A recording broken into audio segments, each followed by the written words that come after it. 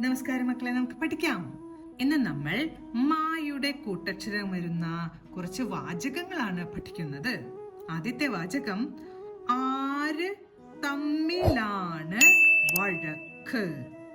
ആര് തമ്മിലാണ് വഴക്ക്? ആര് തമ്മിലാണ് വഴക്ക്? അടുത്ത വാചകം, അവന് ചമ്മലായി. അവന് ചമ്മലായി. അടുത്ത വാചകം, അമ്മ വന്ന് ഉമ്മ തന്നു. അമ്മ വന്ന് ഉമ്മ തന്നു. അമ്മ വന്ന് ഉമ്മ തന്നു. അടുത്ത വാചകം, പുതിയ കമ്മല് ആര് തന്നു? പുതിയ കമ്മല് ആര് തന്നു? അടുത്ത വാചകം, പൂച്ച പമ്മിയാണ് വന്നത്.